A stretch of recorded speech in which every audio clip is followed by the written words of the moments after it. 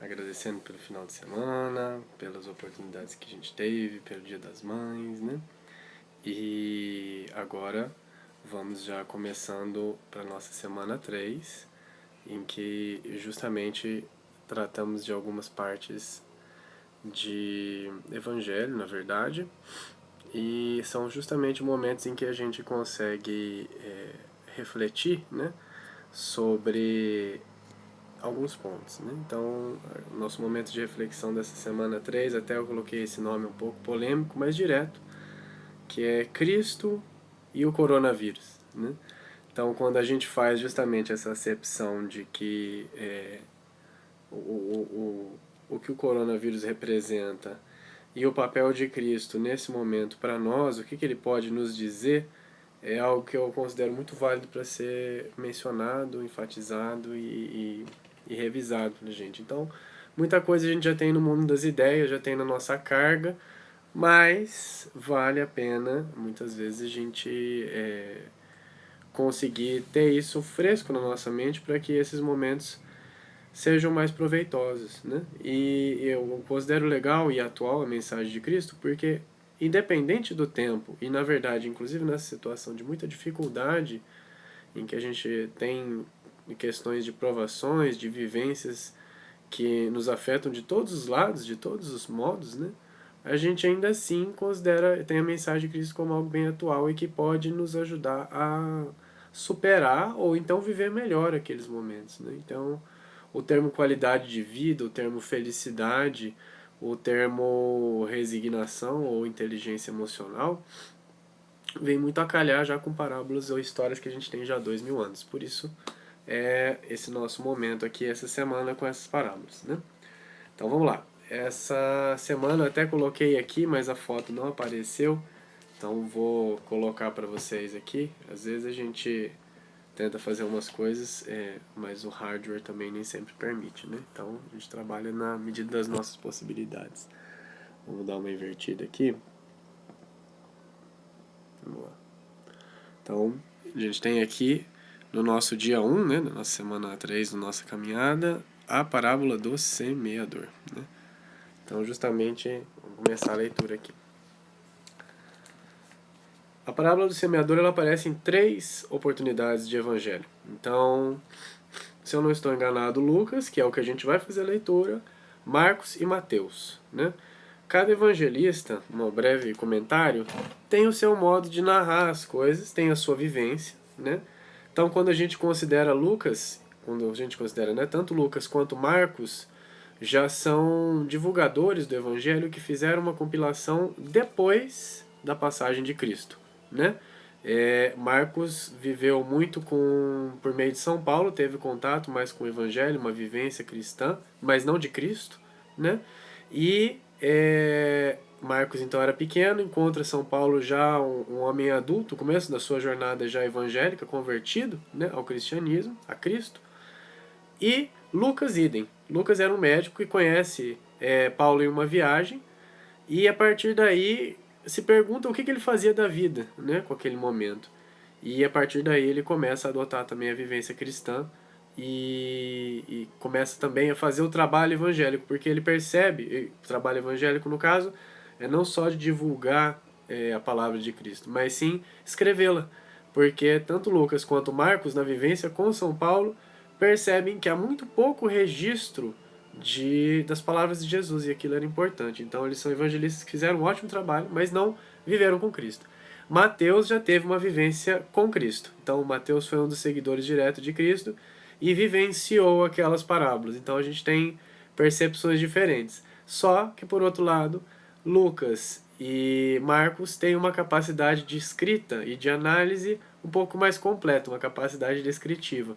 Mateus, inclusive pela profissão, pelo ofício dele, pela vivência, tem um escrito um pouco mais direto e ao mesmo tempo profundo. Então, não tem tantas explicações. Então, assim, é legal do Evangelho de Lucas, eu gosto muito do estilo dele, porque eu acho que ele tenta ao máximo equilibrar, né? Cada evangelista tem um estilo. E aí eu pego desses 3 a parábola do semeador por Lucas. Inclusive vocês vão ver pelo jeito que ele estrutura os capítulos, que ele coloca, né? Primeiro a parábola, E depois embaixo, explicação da parábola. Então, assim, ele tenta ser o mais direto e didático possível, ao mesmo tempo sem negligenciar a parte da vivência com Cristo, em que ele pega vários depoimentos, né? Lucas, inclusive, tem a honra, né, a graça de conversar com Maria, então ele colhe muitas vivências, muitos episódios também da vivência com a mãe do homem, né, do homem Jesus, né?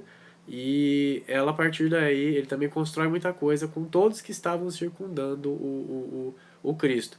Lucas, nesse caso, digamos assim, seria o antropólogo mais fiel de pesquisa naquela época da história de Cristo e do registro da sua vivência. Marcos faz anotações com base nos outros e algumas entrevistas. Então, tirado esse preâmbulo, né, que é muito interessante colocar, e que, claro, a gente também tem alguns exemplos, inclusive na literatura espírita. Se você pegar, por exemplo, Paulo e Estevão, você vai ter muito dessa análise, né, desses comentários. E claro que aqui a gente também consegue observar pelas evidências, né? A gente nunca leva nada de graça, a gente sempre tem um crivo da razão e da intuição ali para, né, segurar os nossos comentários também. Claro que todo mundo pode pensar diferente, né? Então vamos lá. Parábolas do semeador. Então, essa parábola no livro de Lucas, no Evangelho, está no capítulo 8, versículo 4. Ajuntou-se uma grande multidão, e de todas as cidades iam até Jesus. Ele, então, contou-lhes uma parábola. O semeador saiu a semear. Ao semear, uma parte da semente caiu à beira do caminho, e foi pisada, e os pássaros do céu a comeram. Outra parte caiu sobre as pedras, brotou, mas secou, por falta de umidade. Outra parte caiu entre os espinhos e, crescendo ao mesmo tempo, os espinhos a sufocaram. Ainda outra parte caiu em terra boa, brotou e deu frutos, até 100 por um. E depois de dizer isso, ele exclamou: Quem tem ouvidos para ouvir, ouça. Aí vem a explicação da parábola do semeador. Seus discípulos então faziam todo tipo de perguntas sobre o sentido da parábola. Jesus então lhes disse: A vós foi dado conhecer os mistérios do reino de Deus. Aos outros, porém, só por meio de parábolas, de modo que olhando não enxergam e ouvindo não entendem. A parábola quer dizer a seguinte: a semente é a palavra de Deus. Os que caem à beira do caminho são os que escutam, mas logo vem o diabo e arranca a parábola do seu coração, para que não acreditem e não se salvem. Os que ficam sobre as pedras são os que ouvem e acolhem a palavra com alegria, mas não têm raízes. Por um momento acreditam, mas quando chega a tentação desistem. Aquilo que caiu entre os espinhos são os que escutam, mas vivendo em meio às preocupações, as riquezas e os prazeres da vida, são sufocados e não chegam sequer a amadurecer. O que caiu em terra boa são aqueles que, ouvindo com um coração bom e generoso, conservam a palavra e dão fruto pela perseverança. Eu devo dizer que assim, era uma parte, eu desde católico, né, desde sempre, cresci no meio católico, os pais católicos, muito participativo, né, inclusive, gostava muito de trabalhar e ser ativo no trabalho da paróquia, né, mas o momento mais legal, assim, divertido de qualquer missa era, claro, o momento da comunhão, em que você tem aquela parte que é quando se diz o mistério da fé, né? Quando você fala para um cientista o mistério, ele fica todo empolgado, né? Mas o momento mais legal ainda era sempre o momento do evangelho, né? Não exatamente aquela parte litúrgica e tudo mais, essa parte de cerimonial, confesso que eu não tinha muita paciência, mas sempre acompanhava, respeitava, claro. E a parte do evangelho era muito legal, porque Jesus ele fala de um jeito que na verdade é reto, né? E ele deixa sempre claras as suas intenções. Então é muito interessante isso, né? E claro, uma vez até ouvi uma palestra espírita, eu não lembro, acho que não sei se foi do Haroldo Dutra ou de alguém, que falava sobre as várias faces de Cristo, que eu também já tinha notado, muitas delas, se não todas, né? Então Jesus ele tem uma vertente dele que é sempre muito pedagógica, didática, né? Então ele não deixa de falar o que precisa, mas ele tem a maestria de passar pelas situações e deixar ensinamentos além do ensinamento direto que ele passa, né? Então, quando ele fala da parábola do semeador, ele já mesmo fala e depois, com o tanto assalivado de perguntas, né, dos discípulos que queriam entender direito o que ele estava falando, né, mas é difícil, a gente entende que até nessa parte de coronavírus, né, a gente é chamado tanto a refletir, né, mas é difícil ouvir nosso mestre, né? É difícil às vezes a gente conseguir se entregar a uma questão, mesmo que seja para aprendizado, né? E fazendo um paralelo com o coronavírus e Jesus nesse sentido, os discípulos tinham dificuldade para ouvir o que Jesus queria ensinar, porque a gente está pronto, né? Fazendo uma alusão, a gente não quer cair como os espinhos, né? Que estão ali prontos para ouvir, mas depois se perde no meio do caminho. E a gente também, no meio do coronavírus, tem muita coisa para pensar nesse isolamento, nessas questões.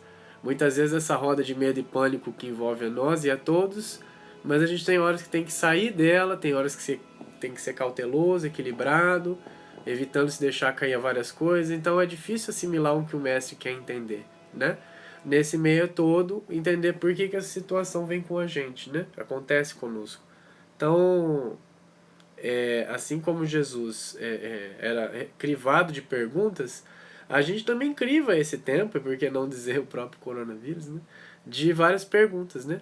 Por que existe? Por que está aqui? O que vem me ensinar? Por que eu também tenho que estar nisso?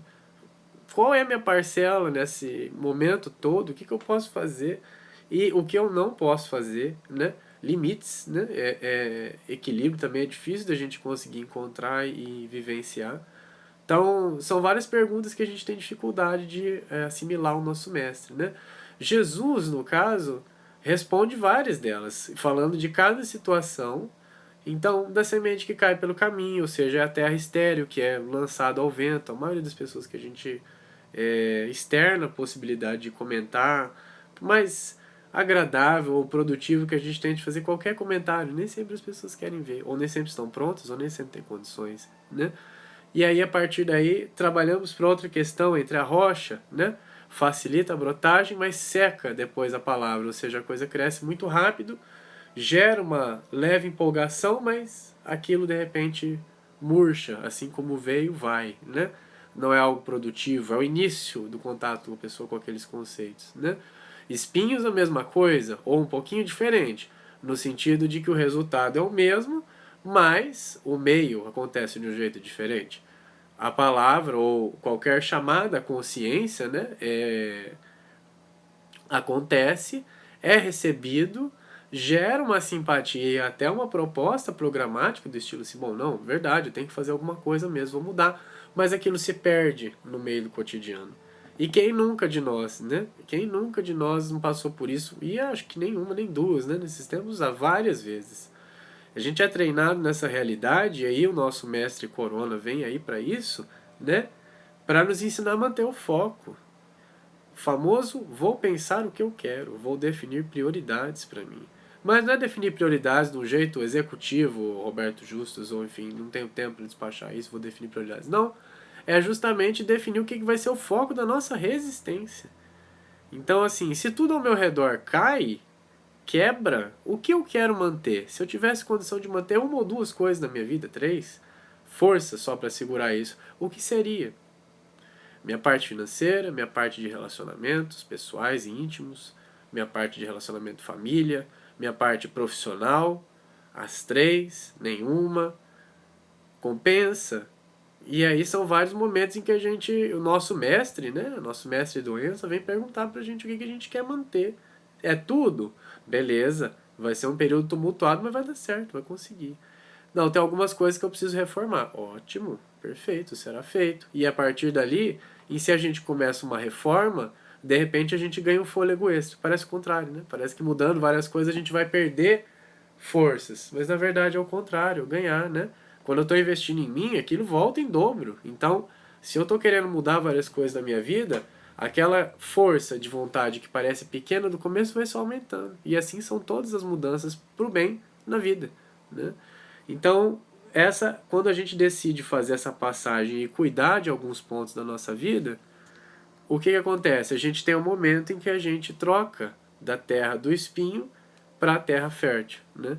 Em que a gente consegue, de maior ou menor modo, dar frutos. E aí Jesus coloca muito sabiamente, se eu não me engano, na de Mateus também, que ele fala até o 100, né? Mas tem outras parábolas também que falam ao 10, ao 100, ao 1000 e tal. Então, o que é isso? Depende de cada um. Depende também da sua constituição e da sua vontade de operar alguma coisa, né? A gente tem que trabalhar o que a gente está pronto para trabalhar, aquilo que a gente sente vontade, intimidade, coragem, força para mudar, né?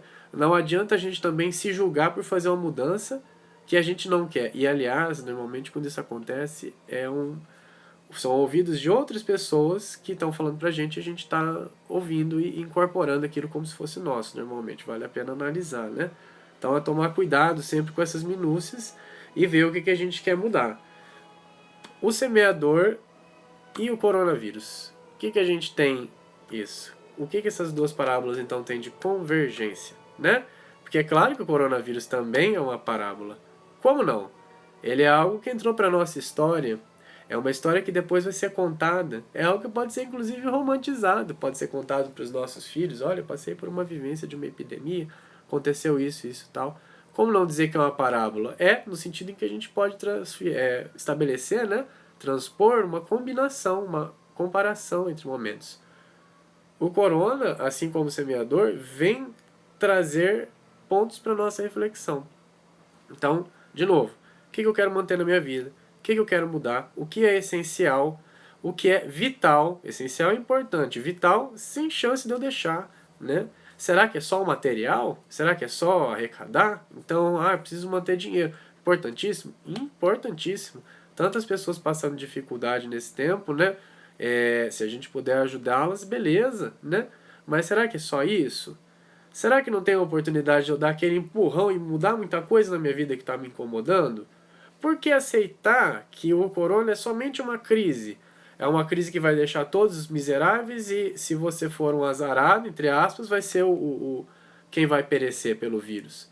Esse é um modo de ver as coisas. Mas veja, de jeito nenhum há alguma coisa na vida que é só negativa, né? Há muitas possibilidades de a gente enfrentar.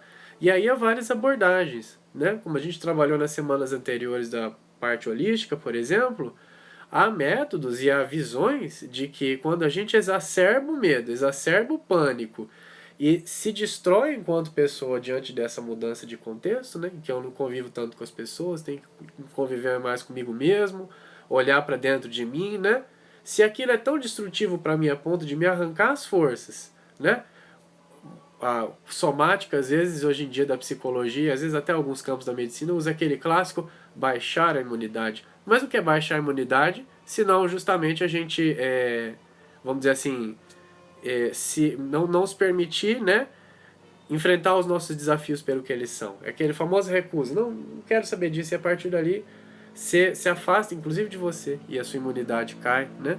Então, o que não é esse momento, senão exatamente a gente ter esse trabalho de se aceitar e, ao mesmo tempo, equilibrar os nossos pontos íntimos. Então, é claro, a gente tem que se preocupar em não ser contaminado, em não dar trabalho para ninguém, não ser pesado, em viver e ajudar ao máximo as pessoas, com saúde, inclusive física. É claro que sim. Agora, preciso fazer disso um pânico, tipo assim, vai todo mundo morrer e eu tô perdido? Não. Então, assim, tem um ponto em que a gente tem que seguir de equilíbrio.